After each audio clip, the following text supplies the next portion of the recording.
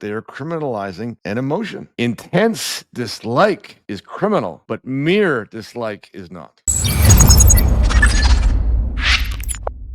What are the biggest issues with Bill C-9? The first problem is that there's already a problem in the criminal code. Bill C-9 makes things worse, and that is the existing provision that prohibits hate speech, 319 subsection 2. Everyone who, by communicating statements other than in private conversation, willfully promotes hatred against any identifiable group is guilty of an offense. But what is not in there right now in the criminal code is a definition of what hatred is. And that's one of the things that Bill C-9 is providing. Hatred means the emotion that involves detestation or vilification and that is stronger than disdain or dislike. The emotion that involves detestation is now prohibited, but the emotion that is mere dislike is not prohibited.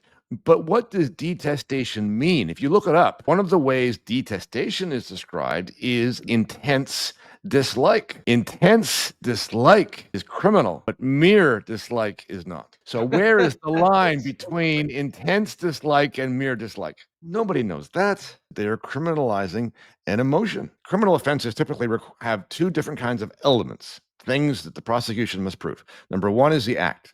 Did you do the thing? And the second is the intent. Did you intend to do the thing? This is a third thing. Not act, it's not intent, it's emotion. Emotions have no place in the criminal law. What they are essentially doing is saying this: two acts that are both wrong, if one of them is committed with the emotion of hatred, that one is worse than the other one. So let me give you two examples. Let's say somebody attacks you on the street. Actually, you're having a bad day. You get attacked twice. The first is an attack by a guy who attacked you for no reason at all, just because you were there. He doesn't know you, doesn't care what you are. The second situation, you got attacked again by somebody who looked at you and said, I don't like the look of his face, or I don't like the color of his face, or I don't like his background, and so I'm going to attack him. In both situations, the attacker harmed you to an equal extent. Question: which of those two offenses is worse? It should be both equal, right? Because the act was the same in both cases. That's my point, but not in the law. The law now says, oh, no, if you do it with hatred in your heart, you are a more serious offender than the other guy who couldn't care less. That doesn't make any sense. There's some others with the idea of, hatred against identifiable groups. And that's because it doesn't really apply to everyone. If someone were to attack me or my son, my 17-year-old son, who's a white guy, said, white devil or whatever, or clearly motivated by that, they would not be charged with a hate crime. You're exactly right. This is a means by which to establish two-tier justice. It is a tool in the hands of the state to decide who they prefer to be lenient on and who to prosecute to the nines.